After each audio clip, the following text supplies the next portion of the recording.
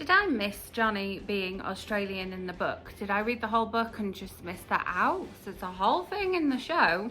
Welcome to my book versus movie for Firefly Lane by Kristin Hannah.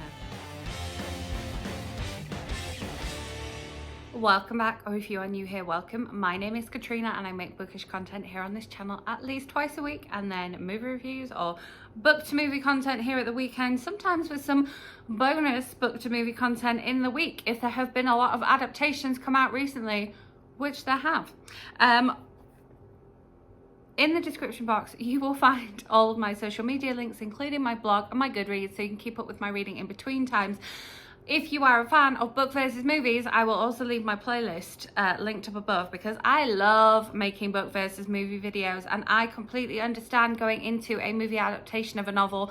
Once that author signs away the rights to that novel, the production company can do what they want with it. They can change names, places, characters, storylines, anything that they want. But I like looking at the similarities and differences and sharing them with you here. And boy, did Netflix change a whole lot of Firefly Lane. Normally, I preface these videos by saying all of my reviews are always spoiler free, but in this section, in this case, I think we're going to have a spoiler free section, and then I will give you a warning before I go into my section, which will contain spoilers if you haven't seen the movie, the show, or read the book, because there are just too many similarities and differences to talk about here. I have a whole list of notes, and the first of my notes is that there is just so much drama. Okay, so the book, the audiobook I listened to, is nearly 18 hours long, and the show is 10 hours long, basically. The book has an awful lot of drama in it. It is a dramatic book. I couldn't wait to get back to that book and keep reading. I so enjoyed my time with that book. I'd never read it before. I read it in preparation for watching this show. So much drama in the book, but then they took a shorter amount of time and shoehorned in even more drama at every single opportunity. Just so much drama, and that kind of put me off the show a little bit compared to the book. I was eager to get into my car and start listening to the book. I was eager to keep the book going after I'd finished my gym session. I was not eager to switch this show on. I did not binge watch this show. This show was kind of hard for me to get to, because it was just like, here's some more drama, here's some more drama. This character wasn't like this in the book, but we're gonna make them like this on the show for even more drama. So there's the first comparison there for you. Just so much drama. One thing that I really enjoyed with the show is the fact that there are a lot of things to do with music in the book. So a lot of the pivotal moments in Kate and Tully's lives surround the music that they're listening to. They bond over music, they listen to music, they sing music together. That's, you know, karaoke, road trip music. You know how music slots into your life. And I love the fact that in the show they were able to do that by simply playing the music as like an overtone of what was going on in that particular scene. So every single episode starts and ends with I think on the whole it's the same piece of music, but it just kind of sets the tone for the episode and sets the tone for where we're at in Kate and Tully's relationship. I've seen a few people mention online that this Netflix show, you kind of have to concentrate because it jumps around a lot. So we see Kate and Tully when they first meet, then we see them in almost present day, then we see them in 2003, then we see them in the mid-80s, and it jumps back and forth. And each episode of the show is themed around a particular kind of like theme or time, and then we see each of them in those periods of time dealing with whatever theme that is, whether it's, you know, babies, family, Christmas, career, friendship, and we kind of jump back and forth and see them like that. And so I think that if you haven't read the book, then yeah, there is an element of needing to concentrate on where you are in the storyline and what's happening with Kate and Tully's friendship, what's happening in each of their respective lives at that point in time. The book, however, is chronological. So if you are considering reading the book versus watching the show, or vice versa, if you prefer a more chronological storyline, then you'll prefer the book.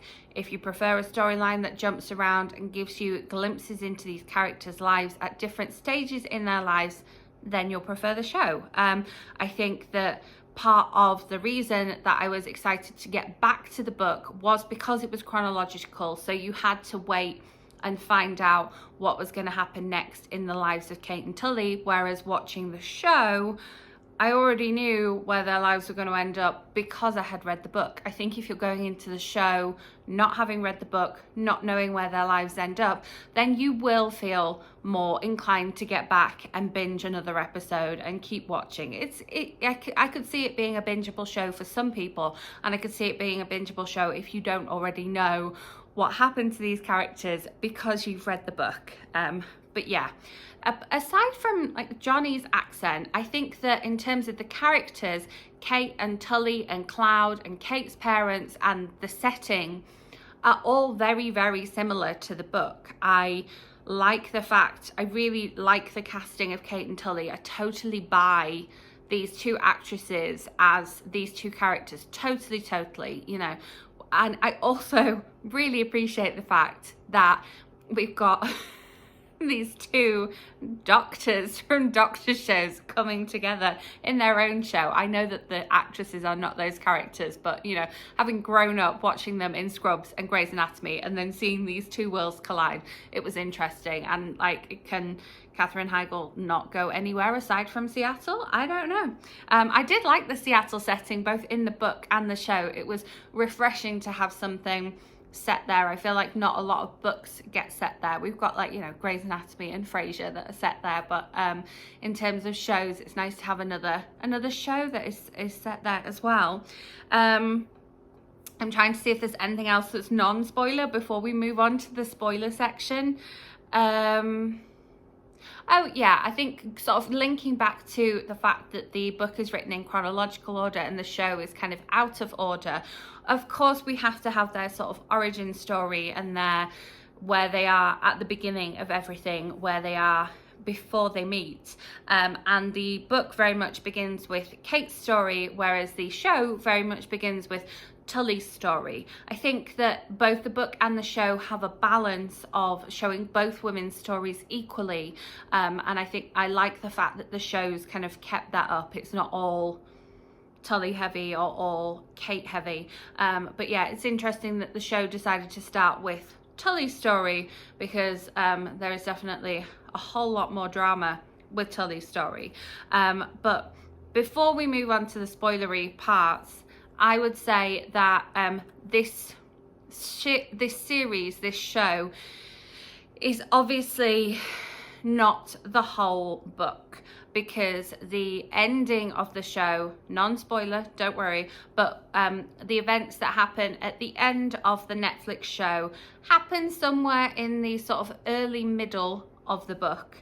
And so I believe that there will be, I don't know, but my personal opinion is that there will be a second series that will deal with the sort of second half of the book. I don't think that series 2 will be book 2. I think that series 2 will be the second half of Firefly Lane. And so some of the differences that I am going to go on to talk about in the spoilery section, I think may possibly be rectified or eradicated in the second series, if there is one. But aside from that, if you are leaving us at this point, thank you for watching. Let me know in the comments if you agree with the points that I made, or if you have any other spoiler-free points to make. But now we're moving on to the spoilery section of the video. You have been warned. Okay. So there are some major differences and I had to talk about them, and so we have to have this spoilery section. Kate has a brother. She does not have a brother in the book, and in the show, for just, you know, heaping in some more and more drama, Kate's brother is gay and closeted and joins the military. And where did this come from? I thought that this was a book about female friendship and, you know, the saga of Kate and Tully. And then in the show, we've got, oh yeah, and here's Sean, and he's Kate's brother, and he grew up with Kate, and he's gay, and we've got a whole storyline with him. Let's add some more drama. Now, I liked Sean as a character, and I really liked the way Sean related to Tully. I did like that, but it's a big difference between the book and the show. And so I had to talk about that here. Let me know if you have seen the show, what you think of Sean. I like him, and it would have been interesting having him be in the book as well, but I don't think he was needed. I think that it's just their attempt to add more drama. But I do like his relationship with Tully. I think that it gives Tully someone else to relate to who isn't Kate, and I can kind of see why they've written him into the show. Obviously, yeah, we've got Johnny being all Australian, but we also have the fact that like Kate and Johnny are signing divorce papers. What's up with that?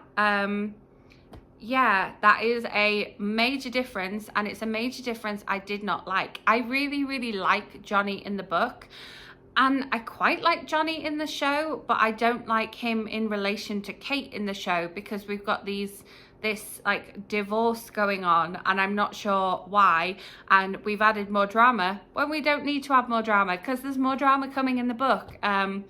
Yeah, I really don't like that storyline. I really don't mind the Sean storyline. I quite like the Sean storyline, but the whole divorce, Kate having an affair, whoa storyline in the show versus the book, no, that one is definitely not for me, and which is one of the reasons that I had to have this spoilery section, because I need to talk about it. I need to talk about the fact that we've got this great couple, this like lovely couple. Like, fair enough, in the book they do have their issues, but there's no divorce papers being signed, no pen coming out and signing on the dotted line, and then her showing up naked for another guy. No.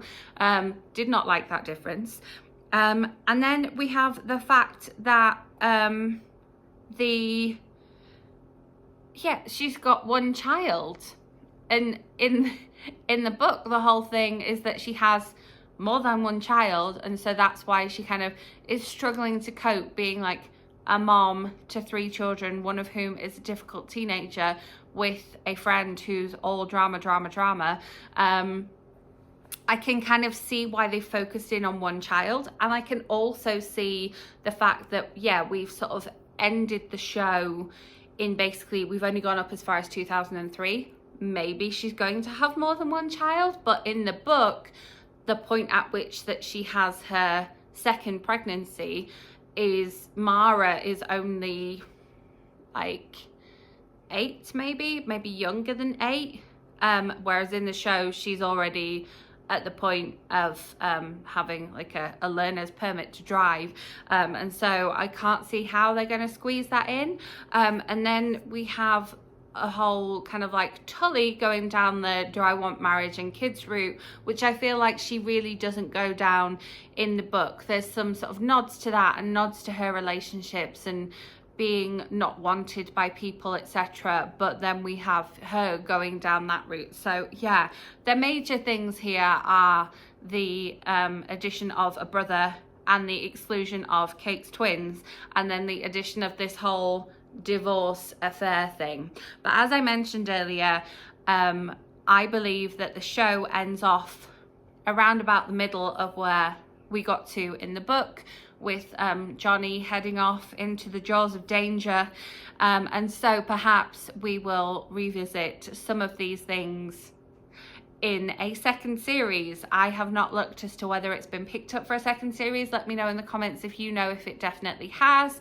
I feel like because I love the book so much, I will definitely be reading book 2, and perhaps that's something that will be encapsulated in a series 2. I just need to give it some time, because if you've read the book, you will know that the book definitely ends on a bittersweet moment, and so I needed some time away from the book. I kind of wanted to put the book in the freezer, and so I will get onto book 2. Maybe we're talking down the line in April, May TBRs. So look out for that one coming. If you have read book 2, Is it sad? Is it not? I need to know. Thank you so much for watching. If you have made it this far, I hope you appreciated the fact that we had a spoiler-free and a spoilery section to this video. I have some more book versus movie videos coming up, so make sure you are subscribed and hit that notification bell so that you don't miss out on those. I will also have some more movie reviews and some more bookish content coming very soon. If you enjoyed this video, give it a thumbs up, and I will be back with that content for you. And thank you so much for watching.